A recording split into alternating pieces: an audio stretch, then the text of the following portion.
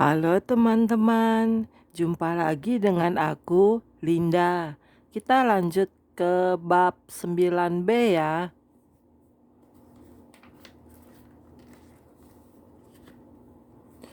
Oke, mari kita mulai. Bab 9b. Yesus cerita padaku bahwa ada suatu tempat di alam maut yang disebut pusat kesenangan. Jiwa-jiwa yang terkurung di lubang-lubang tidak bisa dibawa ke sana.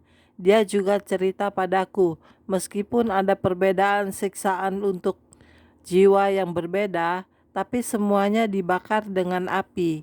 Pusat kesenangan itu dibentuk seperti arena sirkus. Beberapa orang yang akan menjadi penghibur dibawa ke lingkaran tengah dari pusat kesenangan.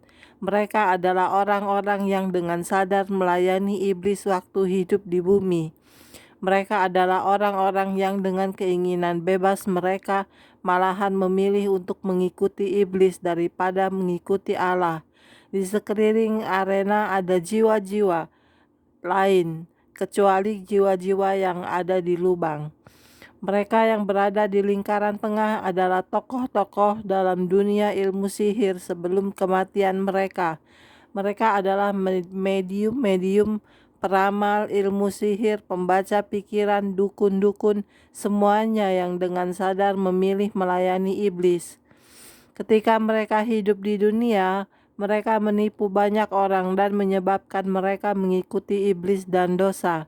Mereka yang sudah ditipu dan menjadikan mereka jatuh ke dalam dosa, datang menyiksa penipu-penipu mereka. Satu persatu diizinkan untuk menyiksa mereka. Dalam penyiksaan seperti itu, tulang-tulang rohani mereka dicerai-beraikan dan dibakar di tempat-tempat yang berbeda di alam maut. Jiwa itu secara harfiah terobek dan bagian-bagiannya tersebar di alam maut sebagai semacam makhluk pemakan bangkai yang jahat. Jiwa-jiwa yang terpotong itu merasakan sakit yang luar biasa. Yang berada di luar arena bisa melemparkan batu-batu kepada yang ada di lingkaran. Semua cara penyiksaan yang ada diizinkan. Jiwa-jiwa yang disiksa menjerit-jerit minta mati, tetapi itulah kematian yang abadi. Iblislah yang memberi semua perintah-perintah ini untuk dilaksanakan. Itulah pusat kesenangannya. Yesus berkata, "Kurebut kunci alam maut dari iblis bertahun-tahun yang lalu. Aku datang dan membuka sel-sel ini dan mengeluarkan umatku. Karena di zaman perjanjian lama, sebelum aku menyerahkan nyawaku di kayu salib, Firdaus berada dekat alam maut. Sel-sel ini dulu pernah di Firdaus. Sekarang iblis memakainya untuk maksud-maksud jahat dan membuatnya lebih banyak. Oh pembaca, maukah kau bertobat dari dosa-dosamu sebelum secara kekal terlambat? Karena semua yang datang ke hadapanku dalam pengadilan, Firdaus pindah dari posisinya dekat alam maut ketika aku mati dan dibangkitkan oleh kuasa Allah Bapakku. Akan kuceritakan padamu bahwa sel-sel ini yang tingginya 17 mil disediakan sebagai penjara untuk mereka yang pernah menjadi pekerja kegelapan iblis. Mereka yang melibatkan diri dalam segala macam dosa yang berhubungan dengan kuasa-kuasa setan, ilmu gaib, dan penyembahan kepada iblis. Yesus berkata, "Mari, akan kutunjukkan sesuatu kepadamu." Segera kami berada kira-kira setengah mil di udara, di pusat perut alam maut, dan di tengah-tengah blok-blok sel yang tingginya 17 mil itu, rasanya seperti di dalam sumur di mana puncak maupun dasarnya tidak kelihatan karena gelapnya. Tempat itu mulai dipenuhi cahaya kuning. Kupegang erat-erat tangan Yesus. "Tuhan," tanyaku, "kenapa kita ada di sini?" Segera ada angin topan dan suara yang kuat. Api dalam gelombang-gelombang besar merayap ke atas dinding-dinding sel, membakar sesuatu yang dilewatinya. Lidah api mencapai sebelah dalam setiap sel, menimbulkan tangisan sedih karena kesakitan dan kesusahan. Meskipun Yesus dan aku tidak tersentuh oleh lidah-lidah api itu, Ketakutan melanda diriku ketika kulihat jiwa-jiwa yang terhilang itu lari ke bagian belakang sel-sel kecil mereka, mencoba mencari tempat persembunyian. Suara yang jahat mulai bertambah keras dari arah sebelah kiri kami. Kulihat dan iblis sedang berdiri dengan punggungnya ke arah kami, dan seluruh sosoknya menyala, tapi dia tidak terbakar. Lebih tepat, dialah yang menyebabkan nyala api itu. Sekarang dia berdiri diselubungi lidah api, menikmati tangisan dari jiwa-jiwa terhilang yang malang itu. Ketika iblis menggerakkan tangannya, bola-bola api yang besar melesat daripadanya. Jeritan-jeritan yang menyayat hati dan tangisan-tangisan kesakitan terdengar dari sel. Jiwa-jiwa yang ada di dalam sedang dibakar hidup-hidup di tempat yang lebih panas dari lautan api.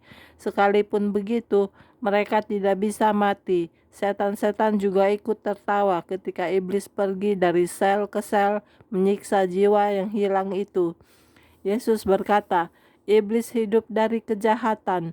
Dia merasa bangga dengan kesakitan dan penderitaan dan mendapatkan kekuatan daripadanya.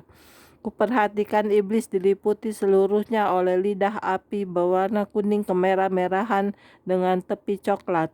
Angin ribut meniup pakaiannya yang tidak terbakar. Bau daging terbakar memenuhi udara. Dari semula aku sadari bahwa kengerian di alam maut memang benar-benar nyata. Iblis berjalan melalui lidah-lidah api, dan api itu tidak bisa membakarnya. Meskipun aku hanya melihat punggungnya, aku bisa dengar ketawanya yang jahat di mana-mana. Kuperhatikan ketika iblis naik dalam gumpalan asap, membawa berkas api bersamanya ke puncak dan dari perut alam maut. Kudengarkan ketika dia turun dengan suara keras mengumumkan bahwa kecuali kalau semua jiwa-jiwa itu menyembahnya, dia akan memberi mereka giliran di lingkaran kesenangan. Jangan iblis, kami akan menyembahmu, teriak mereka serentak ketika semuanya mulai membungkuk dalam sikap penyembahan kepada iblis. Dan mereka menyembahnya. Makin besar pula keinginannya untuk dipuja. Makin keras dan makin keras suara pujian itu, sampai alam maut mendengung dengan teriakan-teriakan itu. Yesus berkata, semua yang mendiami sel-sel alam maut telah mendengar kebenaran Injil ketika mereka masih hidup di bumi. Berkali-kali keselamatanku disarankan pada mereka. Berkali-kali rohku mendorong mereka, tapi mereka tidak mau datang kepadaku untuk diselamatkan. Ketika Yesus bercakap-cakap, iblis berbicara pada pokok persoalannya. Haha, inilah kerajaanmu, semua kerajaan yang kau miliki. Kerajaanku meliputi seluruh bumi dan dunia bawah. Kudengar dia menjerit, inilah kehidupanmu yang kekal, dan tangisan penyesalan datang dari sel-sel yang terbakar. Yesus berkata, keselamatanku bebas. Siapa yang mau, biarlah dia datang dan diselamatkan dari tempat hukuman abadi ini. Aku tidak akan mengusirnya. Kalau kau sudah jadi ahli sihir, sekalipun kau sudah bikin perjanjian tertulis dengan setan, kuasaku akan memutuskannya, dan darahku yang tercurah akan menyelamatkanmu. Akan kuambil kutuk-kutuk yang jahat dari hidupmu dan menebusmu dari alam maut. Serahkan hatimu kepadaku, sehingga aku bisa melepaskanmu dan membebaskanmu.